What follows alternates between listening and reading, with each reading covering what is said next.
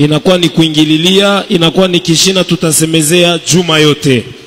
Bien-aimés dans le Seigneur, Bapendwa ndani ya Bwana, je voudrais que vous puissiez me donner votre attention soutenue juste à l'introduction, parce que dans toute la semaine, nous allons commencer à prendre une section, une partie de cet enseignement qui va nous accompagner dans la prière du jour le jour.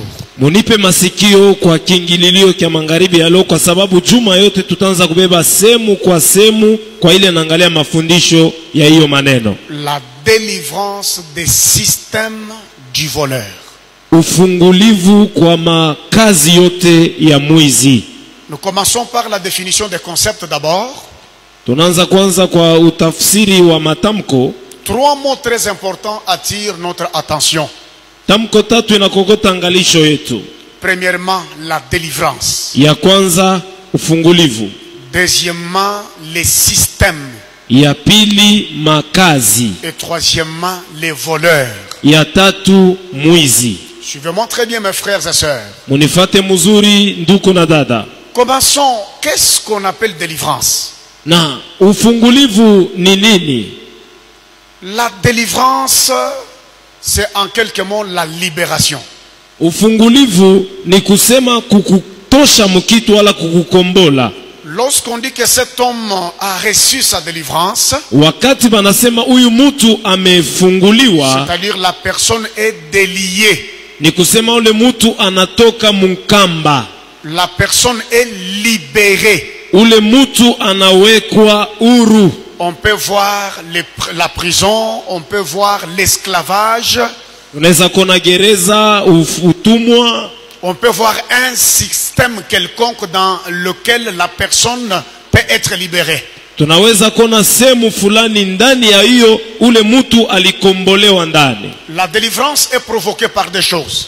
Na ufungulivu inachokozwa na vitu mbili. La première chose qui provoque la délivrance dans la vie d'une personne, kitu kia kwanza kinaleta ufungulivu mu maisha ya mtu, c'est d'abord la puissance ou le pouvoir de la parole de Dieu. Inakuwa ya kwanza uwezo wa neno la Mungu. Dieu ne peut pas délivrer quelqu'un sans dorénavant lui envoyer sa parole. Mungu hawezi nafungula mtu kama kabla ayamtumia neno lake. Vous verrez que Israël a fait 400 ans, plus de 400 ans en Égypte. Mutaona Israeli alifanya miaka kadiri 400 kule Misri. Mais avant sa délivrance, avant sa libération, lakini kabla afunguliwe, Dieu apparaît à Moïse et il lui envoie avec un message. Mungu anamonekania Musa na anamutuma na ujumbe. Dieu envoie Moïse avec une parole. Mungu anatuma Musa na neno lake. De leur dire, akawambie, malgré que vous êtes déjà habitués à la prison, à l'esclavage de Pharaon, ingawa munazoea utumwa wa Farao, mais Dieu m'envoie lakini Mungu anenituma pour vous dire que vous allez sortir de l'esclavage. juu ya kumiambia mutatoka mubutumwa. D'abord, c'est le pouvoir de la parole de Dieu. Ya kwanza mbele ni uwezo wa neno la Mungu. Quand vous faites confiance à la parole de Dieu dans votre vie, wakati unatumainia kabisa neno la Mungu mu maisha yako, vous discernez cette parole dans votre vie, na kupata kufafanusha hiyo neno mu maisha yenu, et vous comprenez qu'elle a été envoyée exclusivement pour vous, mutaona ya kwamba hiyo neno ilitumiwa juu yenu tu. Le processus de votre délivrance commence. Na pale kazi ya ufungulivu yenu inaanza. Quand vous retournez à la Genèse, kama tunenda Mwanzo, la Bible dit que au commencement, Biblia inasema mwanzo, il y avait les ténèbres sur toute la terre. kulikuwa giza pa dunia yote. Les ténèbres régnaient. Giza ilitawala sana. Mais quand Dieu parle, lakini wakati Mungu anasema, et il dit que la lumière soit, kisha anasema nuru iwe, la Bible dit la lumière fut.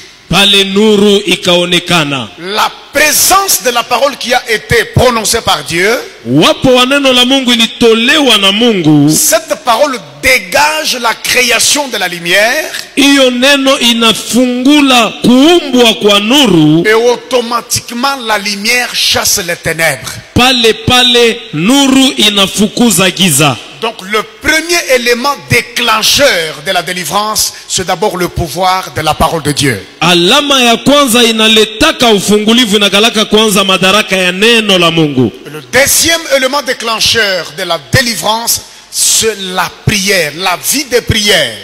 Alama ya pili inachokoza ufungulivu inakalaka maisha ya maombi. Quand nous prenons le même exemple d'Israël dans le pays de l'Égypte, Kama tunabeba mfano wa Israeli kule Misri, nous remarquons que ces gens avaient prié. Ils crièrent à l'Éternel. tuliona ya kwamba watu waliomba, walilalamikia Bwana. Et leurs cris sont arrivés devant l'Éternel Dieu des armées. Na hiyo kelele yao ikafika paka mbele ya Bwana wa majeshi. Même si Dieu est omniscient, omnipotent et omniprésent, Hata Mungu ikiwa anajua vyote, eko fasi yote wakati moja, hata na uwezo wote, même si Dieu connaît le plus petit détail de nos souffrances et de nos problèmes, hata kama anajua ndogo ya mateso na matatizo yetu, mais il demande à chacun d'entre nous de crier vers lui pour obtenir la délivrance. lakini anaomba kwa kila mmoja wetu alalamike kwake apokee ufungulivu. Ce n'est pas en ayant les bras croisés, Haiko unafunga mikono, ce n'est pas parce que tu es déjà fatigué avec des problèmes, haina kusema vile mambo inakuchokesha, tu n'as pas la vie de prière, hauna tena na maisha maombi, tu ne fais plus rien dans ta vie. haufanyake tena kitu. La délivrance ne peut pas venir de cette façon. Ufungulivu haiwezi kuya mwile namna. La Bible déclare, Biblia inasema hivi, vous connaîtrez la vérité et la vérité vous affranchira. mutajua kweli na kweli itemifungula. La vérité vous rendra libre. Kweli itemifanya kuwa huru. Bien-aimés dans le Seigneur, Bapendo ndani ya Bwana. c'est ça d'abord le premier concept que nous avons voulu définir. Ni hiyo tamko ya kwanza tulipenda kutafsiri, La délivrance. ufungulivu. Maintenant, je voudrais me poser une petite question. Hapa mimi napenda kujiuliza kaswali dogo. Est-ce que celui que Dieu a déjà appelé Ule Mungu ashakuita, a-t-il besoin encore de la délivrance? anaweza kuhitaji ufungulivu? Ou bien la délivrance c'est une affaire de païens, une affaire de ceux-là qui n'ont pas confiance en Dieu? Wala ufungulivu inaangalia bapagano, watu wasio imani? Non, je voudrais répondre rapidement. Mina jibu haraka. Celui que Dieu a déjà appelé Ule Mungu ashakuita a besoin de la délivrance. anahitaji ufungulivu. Lorsque vous lisez le livre de Jean chapitre 11, Ukisoma kitabu kya Yohano 11, globalement on parle de la résurrection de Lazare.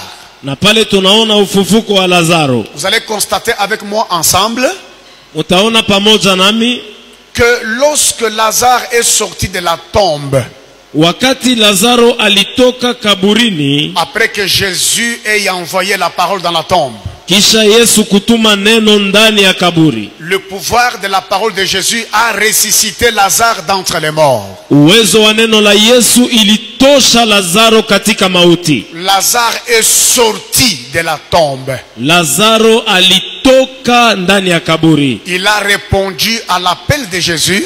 Alijibu mwito wa Yesu. Mais la Bible dit, Biblia inasema il était encore lié. alikuwa mwenye kufungwa. Il était bandé de la tête jusqu'aux pieds.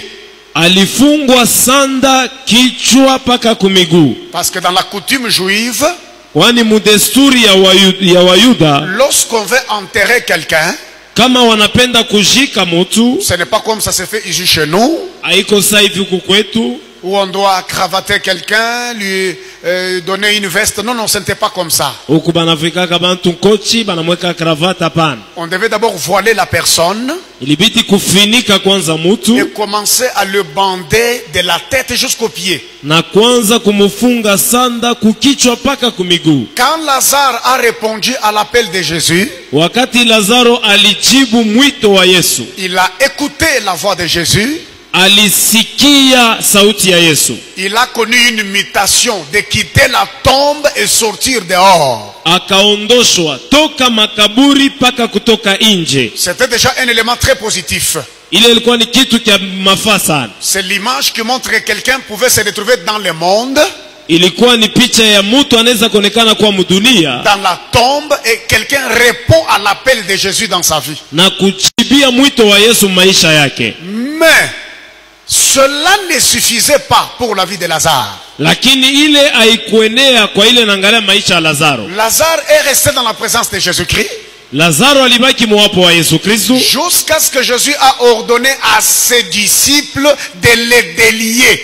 paka pale Voilà. Yesu alileta ruhusa wala oda wapate kumufungula, C'est-à-dire le délivrer ni kusema kumufungula, et le kumokoa laisser partir. na kumwacha aende. Beaucoup de gens sont appelés par Jésus. Wengi wanaitwa na Yesu. Beaucoup de gens bien-aimés de le Seigneur, ils quittent la tombe, ils quittent le monde, ils répondent à l'appel de Jésus, ce qui est une très bonne chose. Wengi wanatokaka mudunia, wanatoka mu makaburi, wanaichika mwito wa Yesu. Mais Jésus dit à ses disciples, Lakini Yesu anaambia wanafunzi, déliez-les et laissez-les partir. mumufungule na mumwache aende. Les disciples ont commencé à délivrer Lazare, Wanafunzi wakaanza kufungula Lazaro, enlever des bandelettes qui étaient sur son corps. kuondosha masanda yote alikuwa nayo mwilini. Et en ce moment-là, Lazare pouvait marcher normalement comme un homme vivant. Pale Lazaro aliweza kutembea kama mtu anayeishi. C'est pour dire, Nijua kusema même quelqu'un qui est déjà dans l'église, hata mtu ule eko mukanisa, quelqu'un qui a déjà cru en Jésus-Christ, asha kuamini ndani ya Yesu Kristo, il a aussi besoin de la délivrance dans un domaine de sa vie. anahitaji ufungulivu musemu fulani ya maisha yake. Je suis dans la définition des concepts. Niko na tafsiri matamko. Je dis que la délivrance, c'est la libération Ufungulivu ni kufunguliwa d'un système quelconque. mukondoshwa mufazi fulani wala mumakazi fulani, Être délié de l'esclavage kutoshwa mubutumwa et avoir une liberté de vie. na kuwa na uhuru ya kuishi. Le deuxième concept que je voudrais expliquer, c'est le système. Tamko ya pili mimi napenda kufasiria na kuwa ni hiyo makazi. Vous savez qu'un système ne meurt pas. Mnajua kuna hiyo tunaita makazi haikufake. Un système, c'est l'ensemble d'éléments. Ile nakuwa ni kunji ya maneno fulani, L'ensemble des concepts reliés ensemble, kunji ya matamko fulani, ile nawekwa pamoja, organisés en une structure. yenye kutungwa mukipango kizuri kabisa. Comme les systèmes sur lesquels nous allons parler et prier, Kama hivyo tunapenda kusemezea ya kombea, c'est le système du grand voleur professionnel que nous allons voir. inakuwa ni makazi ya mwizi munene ule, tutaona makazi yake magharibi ya leo. Alors ça, c'est le système démoniaque, Hiyo inakuwa ni makazi ya mashetani, système satanique, makazi ya mapepo organisé par l'ennemi yenye kutungiwa na adui pour affaiblir les gens. juu ya kufadhaisha watu. Vous voyez, quelqu'un existe, Unaona mtu anaishi, quelqu'un vit, mtu eko naishi, mais il est affaibli par ce système. lakini mwenye kulekeshwa na hiyo makazi.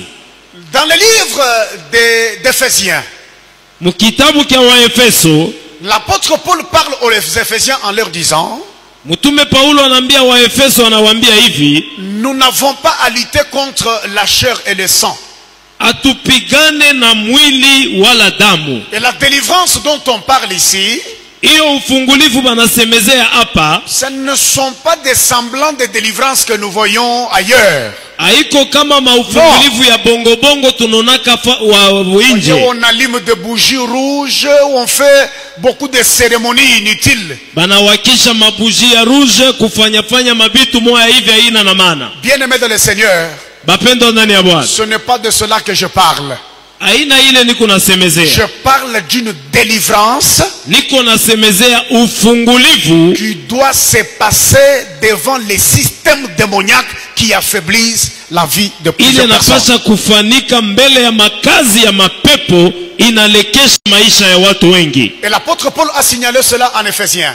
Mtume Paulo alichapa mstari kumwa Efeso. Il dit que nous allons lutter Alisema tutapigana contre les autorités, na mamlaka, les principautés, na mafalme, les dominations na mautawala, et le prince des ténèbres dans les airs. wafalme wa giza ndani ya hewa. Donc vous voyez que cet ensemble de tout ce que l'apôtre Paul est en train d'épingler, Munaona kunji ya hawa watu wote mtume Paulo konataya, ça forme ce que j'appelle le système du voleur. inatunga ile niko naita kazi ya mwizi. C'est un voleur très organisé. Ni mwizi wa akili sana. Il est fort, mais il n'est pas le tout-puissant. Eko nguvu lakini ana mwenye uwezo wote. Le tout-puissant, c'est celui pour qui nous sommes venus ce soir en ces lieux. Mwenye uwezo wote ni ule tunakaribi ya leo Si hapa. vous voulez que je vous rappelle son nom, il s'appelle Jésus-Christ de Nazareth. Kama mnapenda nimekumbushe jina Yesu Kristo wa Nazareti. Et dans le domaine de délivrance des systèmes, Muhiyo sehemu ya fungulivu ya hiyo makazi, un système peut être difficile, hiyo kazi inaweza kuwa tatizo, mais il n'est pas impossible de le vaincre. lakini haipende kusema haiwezekane tuyangushe. Je voudrais dire à quelqu'un ce soir, Minaambia mtu magharibi ya leo, ce qui est difficile dans ta vie n'est pas impossible.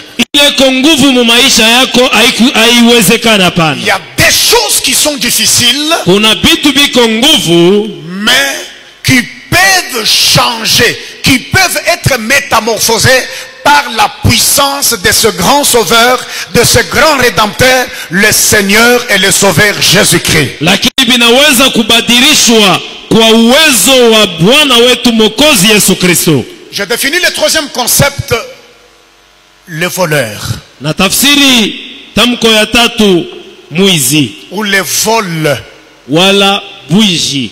Pourquoi nous parlons de la délivrance devant les systèmes du voleur?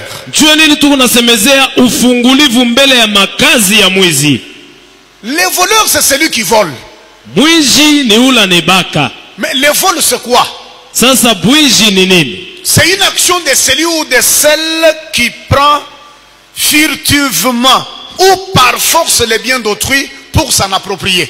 Inakuwa ni tendo ya mtu fulani ule anabeba kitu kya benyewe mubuficho wala kwa nguvu, kwani kikwe kyake. Là, j'aimerais éclairer quelque chose, mes frères et sœurs. Minapenda kufungula pale ni itakatishe. Là, il y a des actions du vol.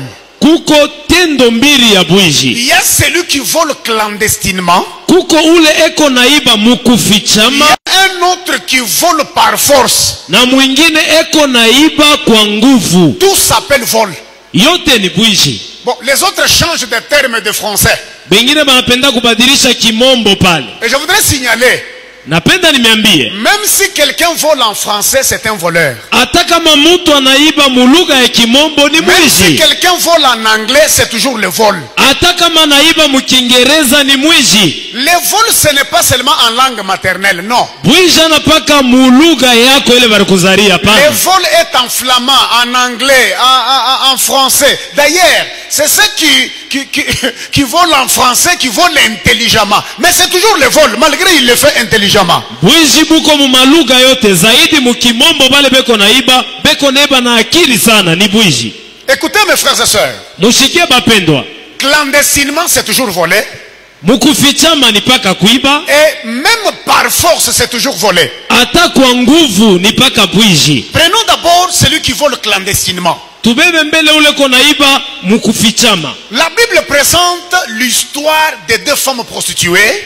Biblia inatuonesha hadithi ya wakahaba wawili Elles se sont accouchées ensemble, walizalaka pamoja dans la même maison ou dans la même maternité. munyumba moya na muchumba ya kuzaa moja, Elles n'étaient qu'à deux dans cette maison-là. na walikuwa paka wawili munyumba yabo. La Bible souligne qu'un autre jour, une nuit, Biblia inasema usiku fulani l'une d'entre elles s'est endormie sur son fils et l'a étouffé, le fils est mort. mmoja alilaria mtoto yake, anamfunga nguvu na anakufa. Elle se réveille au milieu de la nuit. Na analamuka katikati ya usiku, Elle trouve que son fils était mort. anaona ya kwamba mtoto yake ashakufa. Regarde l'esprit du vol. Ona akiri ya bwiji. Et ça, c'est d'abord le vol clandestin. Hii ni bwiji bwa kufichama. Elle se lève avec son fils cadavre qu'elle avait déjà tué. Analamuka na mtoto yake maiti ule yeye peke aliua, Poussé par le plus grand voleur qui est le diable. mwenye kusukumwa na mwizi kubwa shetani. Elle s'approche vers son ami qui avait son fils vivant et qui était couché. Anenda kwa mwenzake ule alikuwa na mtoto engali mzima, alikuwa mwenye kulala. Elle vole le fils à son ami. Anaiba mtoto wa rafiki yake, Et le remplace par son fils déjà cadavre. anamukombola na mtoto yake ule alikuwa shakufa. Ça s'appelle tout simplement vol. Ile banaita mukifupi bwiji. Mais un vol mélangé à la sorcellerie. Lakini bwiji bwenye kuchangana na buloji. Parce que ce qui alimente encore beaucoup du vol, c'est de la sorcellerie. Kwani ile nasukumaka tena akili ya bwiji kwenda kumbele inakalaka buloji. Vous allez me dire que c'est facile pour une femme. Mumu nawaza kwamba ni mwepesi kabisa kwa mke. Premièrement, quel que soit le sommeil. Ingawa bushingishi bwa namna gani. Est-ce que c'est facile pour une femme de s'endormir sur son fils, de l'étouffer, de le tuer? Ni mwepesi mama alarie mtoto yake rizala na amue. Deuxième chose. Itu ya pili. Est-ce que c'est facile pour une femme d'aller voler un enfant d'autrui vivant et de le remplacer par un cadavre? Ni mwepesi kuona mama kwenda kwa mtoto wa benye kumkombola na maiti. C'est l'esprit du voleur professionnel qui était dans cette femme. Ile ni kazi ya mwizi mkuu alikuwa ndani ya ule mke. Non, j'aimerais déclarer quelque chose ce soir dans la vie d'une personne. Ninasema kitu kimwa maisha mtu magharibi ya leo. Si tu es victime de ce vol, Kama ulianguka muibu bwishi bwa hivi, l'erreur c'est parce que tu étais endormi. kosa ilikuya ni nzuri kwa mwenye kulala. Et comment toi aussi tu peux t'endormir jusqu'à tel point qu'on vient te voler ton enfant? Namna gani unaweza kulala paka banakuiba na mtoto Je mwenyewe? déclare ce soir, Nasema magharibi ya leo, ce qu'on a volé dans ta vie, yote bariba mu maisha yako, Seigneur Jésus a le pouvoir de tout. Yesu ana uwezo ya kukurudia. Je reprends encore. Narudia tena, Ce qu'on a volé yote bariba clandestinement. mubuficho. Tu retrouvais seulement que ce que tu avais de précieux est déjà parti. Ulishutuka tu ile ulikuwa nayo ya bei inapotea. Malgré que cela est parti, Ingawa ilipotea, mais ça n'appartient pas à celui qui a volé. aina ya ule aliiba. Le Seigneur Jésus-Christ, Bwana Yesu Kristo, l'étoile brillante du matin, nyote nanga il asubuhi, est capable de dégager la lumière là où il y a des ténèbres, afin que restitution soit possible de ce que tu avais perdu. anaweza kuleta nuru, kwani ile ilikuwa yako bakulurishie mjina la Yesu. Ça c'est d'abord le premier vol. Hii inakuwa bwizi bwa kwanza. Celui qui vole clandestinement, c'est un voleur. Ule anaiba mukufichama, mwizi. Même celui qui vole pendant la journée, Hata ule anaiba mchana comme je hivi. vous ai dit en français et en anglais, Vile milisema hiyo mukimombo quelqu'un d'autre dit, mukiingereza. je n'ai pas volé mais j'ai pris. Kumwingine anaweza kusema mishibe milibeba. Tu n'as pas volé, tu as pris, est-ce que ça t'appartient? Unibeba ni byako. Non, je n'ai pas volé mais j'ai déplacé. Mishikubebe, Non. mishikuibe Même si tu as milituondosha. pris, même si tu as déplacé, mais sans le consentement du propriétaire, c'est le vol. Hata kama ulibeba kwa nguvu wala unaondosha pale ilikuya. Kama mwenye nashi kuichige ni bwizi. Nous retournons toujours dans la Bible, mes frères et sœurs. Tunalulia mu Biblia bapendo. Nous voyons le pasteur David avec les brebis de son père. Tunaona pastori Daudi na kondoo ya baba Il yake. le garde dans la brousse quelque part. Neichunga porini fazi fulani. La Bible est en train de nous faire voir Biblia kunetonesha qu'un lion est venu un autre jour. simba alikuyaka siku moya. Le lion ne fait pas le vol clandestin. Simba aibake wa kufichama. Le lion vient pendant la journée parce qu'il sait que je suis fort et tout le monde va me respecter. Tout le monde Simba va fuir. atakuwa ni mchana asa kuyani kunguvu, hakuna mtu atasema anakuwa kubeba. Et il est sûr de lui-même, il marche avec beaucoup de fierté. eko na hakikisho yake pekee, anatembea na fieri yote. Les lions arrivent jusque là où était David avec les brebis pendant la journée, pas la nuit. Simba anafika paka pale palikuwa Daudi, haina bushiku lakini mjua hivi mchana. Et quand il arrive, qu'est-ce qu'il fait?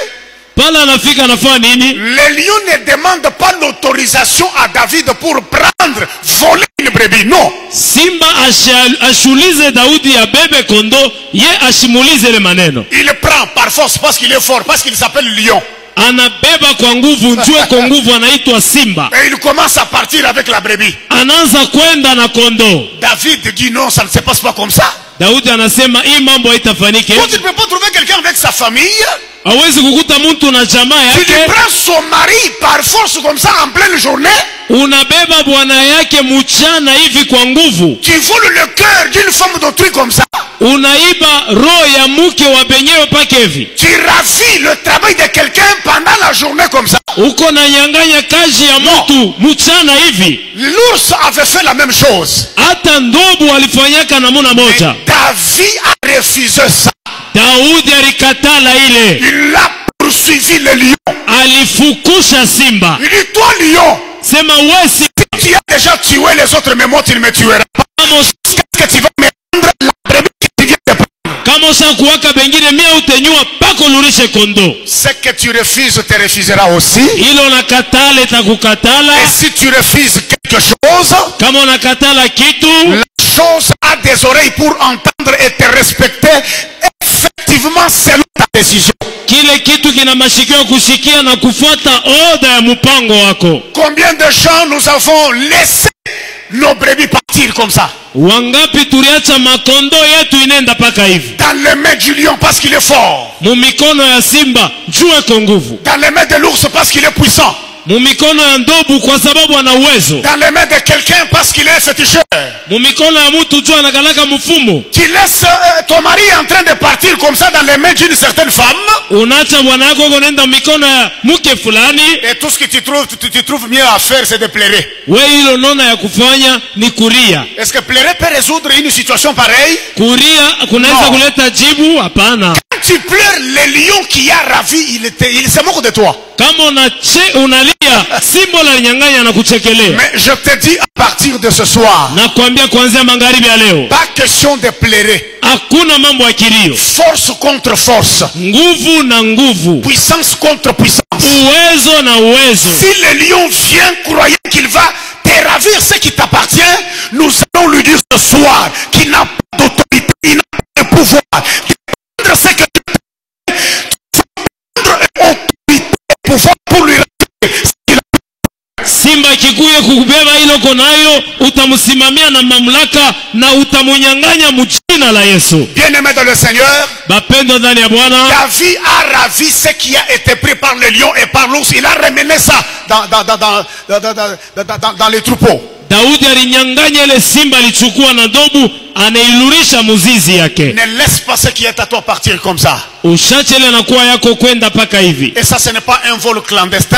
Ile ana bwiji bwa kufichama. Ça, c'est le vol avec force. Hii ni bwiji bwa kunguvu.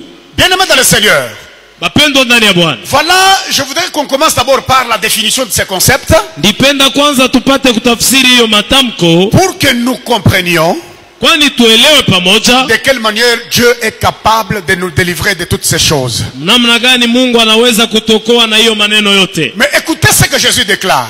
Mushikie ile Yesu anasema. Il dit ceci: Anasema hivi, le voleur ne vient que.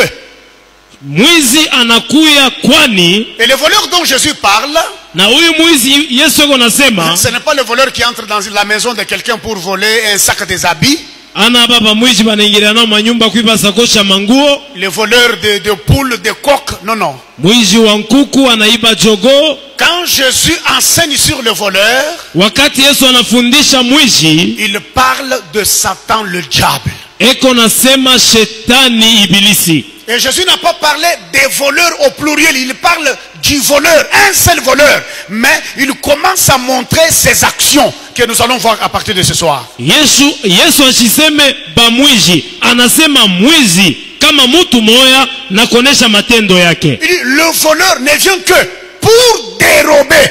Anasema mwizi anakuya kuiba, égorger kuchinja et détruire.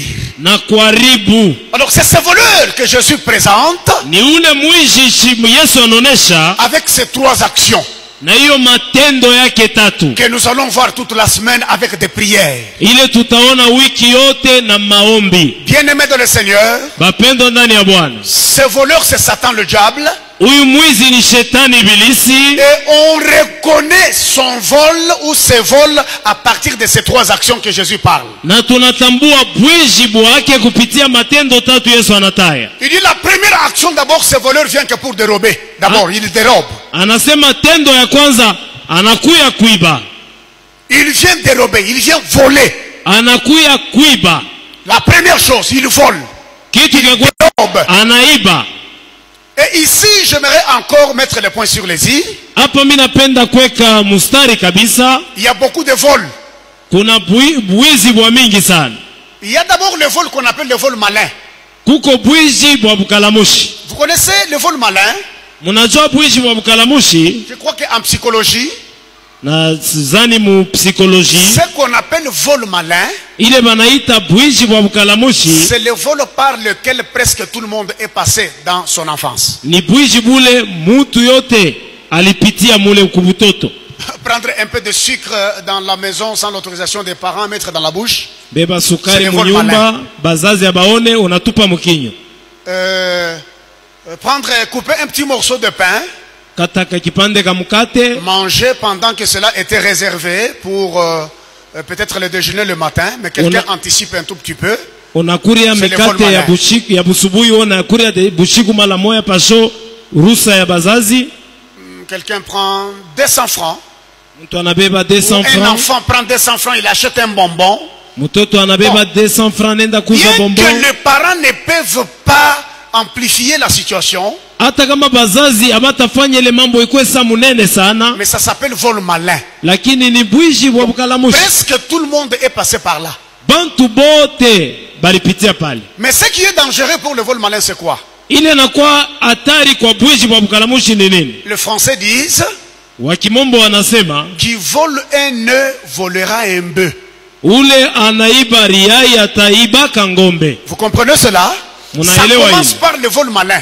Inaanza pa bwizi bwa bukalamushi. Jusqu'à ce que quelqu'un deviendra un voleur professionnel ou un bandit à main armée. Paka pale muntu atakuwa mwizi munene eko naiba na sila. C'est pourquoi il ne faut pas négliger les débits des petites choses, des petites faiblesses dans votre vie. Hapana kuzarau tule tuma udhaifu tudogo mu maisha Il ne yenu. faut Hapana. pas supporter quand une petite faiblesse commence dans votre vie, vous tolérez. Vous dites non, c'est pas un petit problème, ça c'est un vol malin. Ça va terminer. C'est parce que c'est un enfant, il a besoin de bonbons. Il va dans une boutique de voisins, il vole les bonbons. Et toi tu dis non, moi je suis son père, il n'y a pas de problème, tu payes de l'argent. Tu peux payer, c'est bien. Mais qui vole un œuf, volera un bœuf. Cet enfant qui commence comme ça, si vous ne faites pas attention, un jour, il va entrer dans un magasin pour voler de grandes choses. Mtoto anaenda mkioski ya benyewe anabeba bonbon, wewe unasema haina maneno, mimi kwa mzazi yake mimi nalipa, kesho nampatia. Hapana kudharau. Jula naiba riai leo, kesho ataiba ngombe, aliingia mkioski anabeba bonbon, kesho kutu atengiriana na pomona. À ce point, je voudrais vous dire une situation que moi-même j'ai rencontrée. Hapa mimi napenda kumiambia maneno ile mimi peke nilipata kuishi. Un cousin de notre famille. Nduku yetu wa mujama, Il venait chez nous, on dormait avec lui, on mangeait avec lui. alianza kuyaka kwetu, tunakuria naye, tunalala naye. Nous étions encore les enfants, mes frères et sœurs. Tulikuwa tukingali batoto. Mais lui avait la facilité d'aller voler un peu de condiments dans la marmite.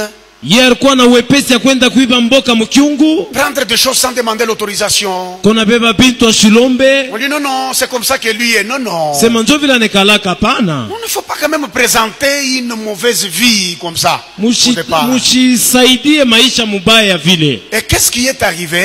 Ile ilifika nini? C'est mon cousin, mes frères et sœurs. Ni nduku yangu bapendwa. Et après, il a disparu un moment comme ça dans la famille. Wakati fulani anapotea mujama. Quand nous avons déjà grandi, Wakati tunakomea, il rentre comme un bandit à main armée en Mbuji-Mayi. analuria kama mwizi anaiba na sila Il a kumbuji-Mayi. fait des grands coups.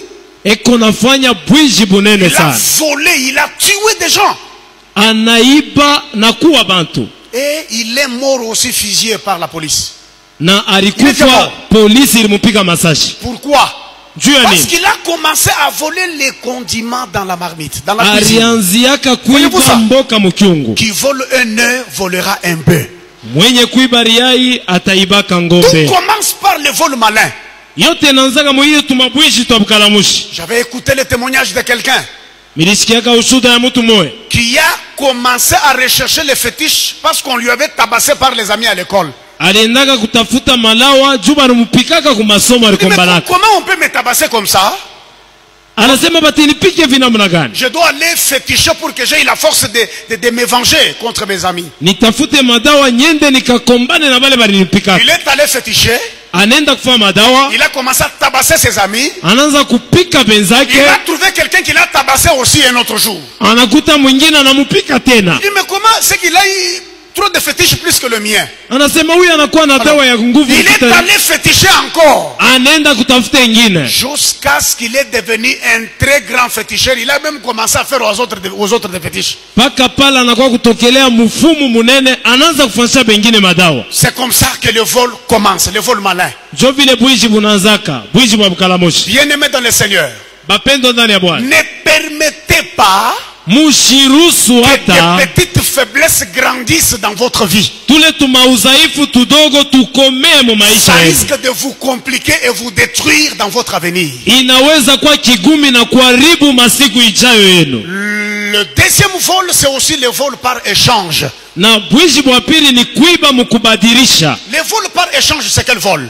Kuiba mukubadilisha ni kuiba namna gani? C'est parmi les vols professionnels. Inakuwa katikati ya bwishi bwa akili sana. C'est comme le vol de cette femme ici. Ni kama bwishi bwa huyu mke Elle tuliona. se lève pendant la nuit. Analamuka bushiku. L'histoire est connue en 1 Roi chapitre 3. Arishi tunaijua mu Wafalme wa kwanza sura 3. Le verset 18 jusqu'au verset 23. Mstari 18 mpaka 23. Elle va prendre, voler l'enfant de son ami. Anaiba mtoto wa rafiki yake. Mais elle le remplace par un cadavre. Anamubadilisha na mauti. Pour amadouer le cœur de la victime. Juu ya kupoleza moyo ya mwenyewe anaibwa. Et lui faire croire que l'enfant est mort, mais pendant que l'enfant n'était pas mort. Na kumuaminisha ya kwamba mtoto wake alikufa lakini asikufa. Je ne sais pas si je me fais comprendre, mes frères et sœurs. Siwe kama mnanifuata mzuri. On te vole ce qui est à toi. Banaibele na kwa yako. Mais on remplace par une autre chose semblable à celle que tu avais. Banaikombolesha na kitu kile kinafanana na kile balikuiba. Et c'est ce que le diable est en train de faire. Jo ile shetani yako nafanya. Il vole à quelqu'un le mariage. Anaiba muntu ndoa. Et il lui remplace par quelque chose semblable au mariage. Anamubadilishia na kitu kimoja kinafasa kinafanana na ndoa. Il vole à quelqu'un la joie, le travail. Anaiba mutu fura kazi. Et il lui remplace par une chose semblable. Anamukombolesha na kitu kinafasa Et la kinafanana. personne est un peu calmée. C'est juste un calmant. Na mutu anafasa anatulizana ni kumutulizanisha. Il dit non, j'avais un enfant mais il est décédé. Mais pourtant, ce n'était pas son enfant. Unakuwa sasa nilikuwa na mtoto lakini alikufaka akikuwa mtoto yake. Au début de ce marathon de prière, Kuhiyo mwanzo ya maandamano ya maombi, je suis venu arrêter un deuil qui a commencé injustement dans la vie de quelqu'un. minaanza kushimamisha kilio kilianza pasho mambo maisha ya mtu moya. Il y a des gens qui pleurent des cadavres qui ne leur appartiennent pas. Kuna watu wanalia maiti aina yabo. Cette femme dit qu'elle se lève le matin. Huyu mke wakati analamuka asubuhi, Elle veut allaiter son fils. anafia kunyonyesha mtoto. Elle regarde réellement, il y avait le fils. Anaangalia kweli mtoto Mais la Bible yeye. dit que je regardais attentivement. Anasema miri angalia na kuangarishisha. C'est ce que tu dois faire dans ta vie. Jelo unapasha kufanya maisha yako. Ne soyez pas fanatique de ta propre vie. Hapana tu kunalitapatapa mu maisha yako wewe Jusqu'à tel mwenyewe. point que les choses sont en train de se détruire systématiquement. Paka wakati bintu biku naribika pamoya. Et tu ne regardes pas ta vie attentivement. Auangarishishe maisha yako mzuri La mzuri. femme regarde l'enfant attentivement. Wakati mke anaangalia mtoto mzuri Elle sana, trouve que c'était un fils mais ce n'était pas son fils. akaona ya kwamba ilikuwa ni mtoto lakini hana mtoto Ça, yake. ce n'est pas mon mari avec lequel je m'étais marié. Non. Huyu ana bwana yangu ule tuliowanaka naye, On hapana. a volé son cœur. On a remplacé une autre chose semblable au cœur qu'il avait. Banaiba roho yake, banaikombolesha na kitu kinafanana kama na roho ile bariba. Ça, c'est le vol professionnel. Ile ni bwizi bwa akili sana. Bien-aimé dans le Seigneur. Bapendo ndani ya Au Bwana. lieu que la femme pleure, Panafasi muke arie, au lieu qu'elle cherche le cercueil pour aller enterrer, panafasi atafute shanduku bakazike. elle dit non, non, non, non, non, non. Anasema hapana. Ce n'est pas mon fils. Ana mtoto ya. Ce n'est pas mon mari qui m'avait fait porter l'alliance. Uyana bwana ula alinifuikaka pete. Ce n'est pas ma femme que je connais. Uyana bibi yangu le mina yuwaka. Ce n'est pas mon fils. Uyana mwana wangu. Ce n'est pas le travail que Dieu m'avait donné. Non. Kazi Mungu alinipa Au pana. lieu de pleurer, Panafasi ya la kuria. femme refuse de pleurer. Muke anakatala kuria. Elle s'approche devant le roi Salomon. Anenda kwa mfalme Solomono. Ce soir, Magharibi ya la leo. cité d'espérance, Kutiti ya nous taraja. avons celui qui est plus. Tunaula na shinda Solomono Yesu Kristo. Quand la femme s'approche, Muke wakati anakaribia. oui, c'est un fils que j'ai dans mes mains. Anasema ndiyo ni mtoto niko naye Mais mumikono. ce n'est pas mon fils. Lakini ana wangu. On a échangé. On m'a volé en échangeant. Banenibadilisha mtoto, baneniba mukumubadilisha. Regardez ce qu'on avait fait à Jacob.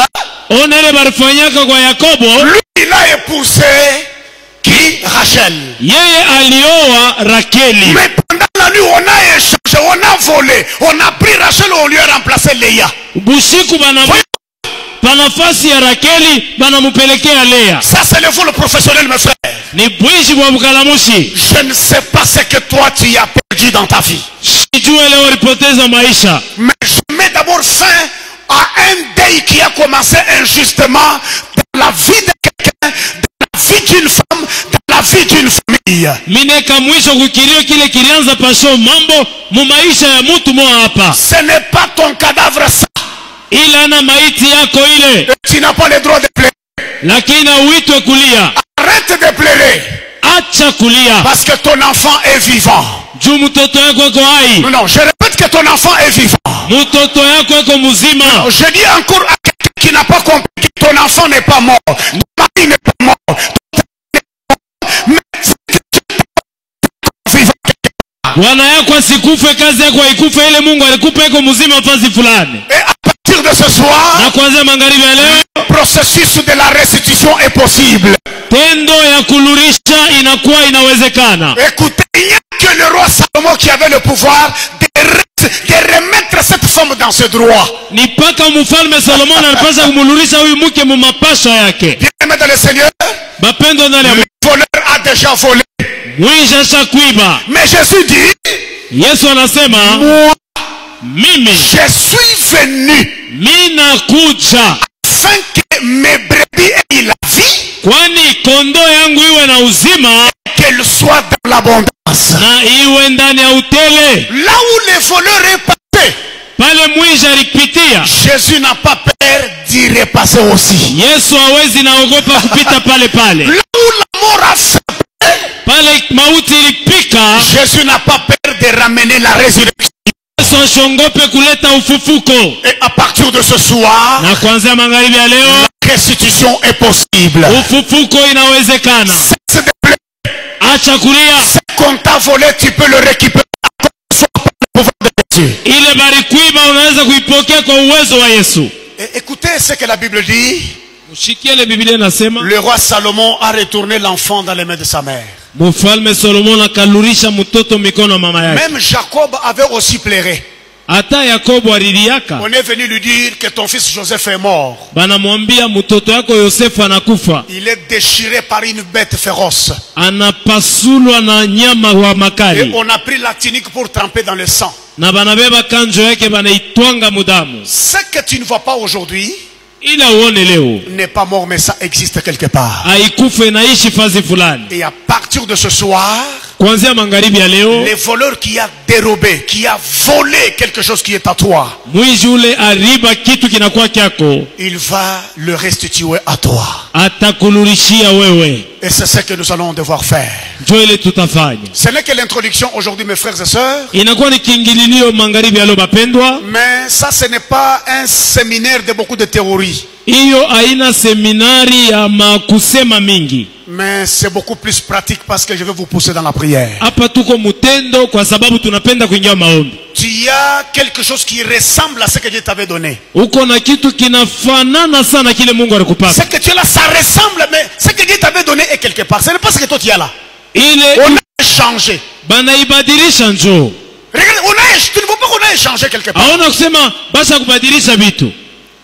Tu ne vois pas qu'on a pris ce qui est précieux dans ta vie. Tu ne vois pas ça? Aona kusema libeba ile inakuwa ya bei maisha yako uione. Et je voudrais qu'on se tienne debout pour la prière. Napenda tushimame buima juu ya maombi. Écoute bien aimé dans le Seigneur. Shikia mpendo ndani ya Bwana. Commençons la prière. Tunaanza maombi. Que ce qui est à moi, ile nakuwa yangu, ce qu'on a volé ile baliiba dans ma vie, mu maisha dans yangu, ma maison, mu nyumba dans yangu, mon mariage, mu ndoa dans yangu, mon travail, mu kazi yangu, tout ce qu'on a volé yote ilibiwa clandestinement, mubuficho, par échange, on a remplacé par quelque chose d'autre.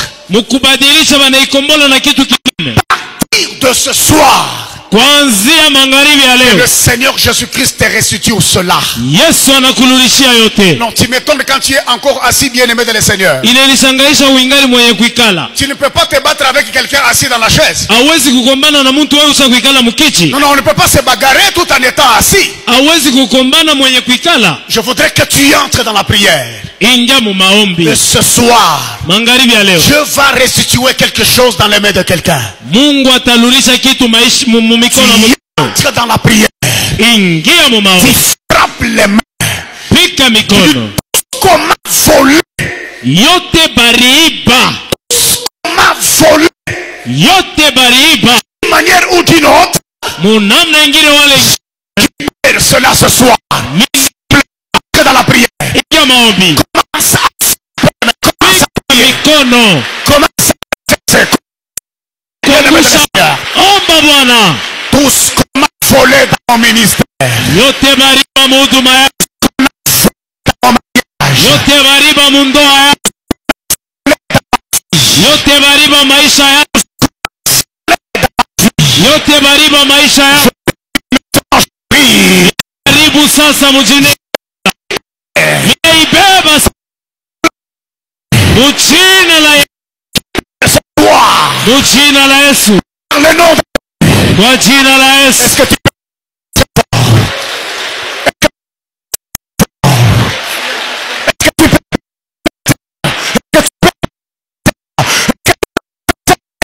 Au nom de Jésus. Au nom de Jésus. Yote tendo ya mwisho maisha yangu.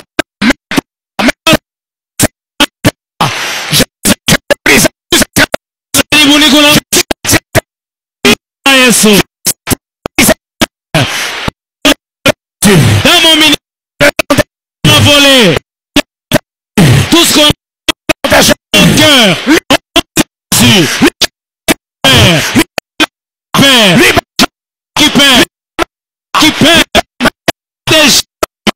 la vie des gens, tout ce qu'on a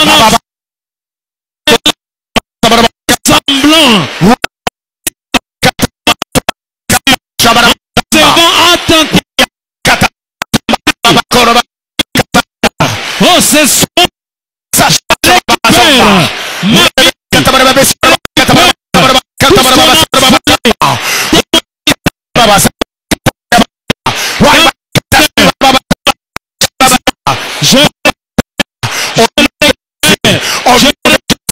au nom de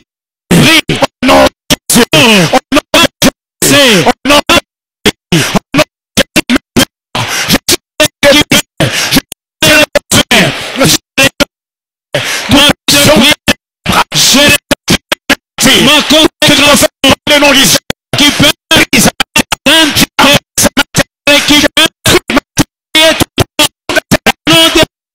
je m'interromps.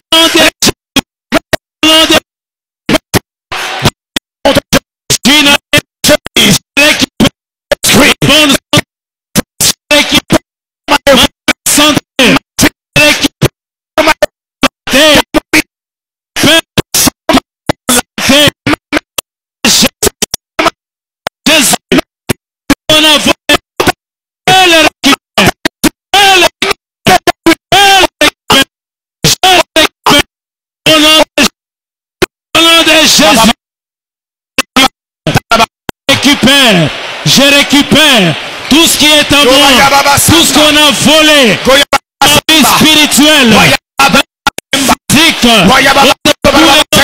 vie. Je récupère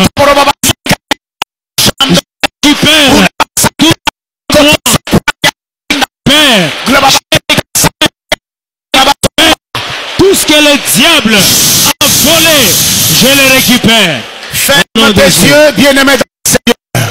Funga macho mpendo ndani ya Bwana. Tu répètes cette prière que je fais avec toi en accompagnant tes paroles et avec tes mains. Uko naluria muyo maombi nitasema mukusindikiza hiyo na kupika mikono. Et je te rassure que ce soir Dieu va restituer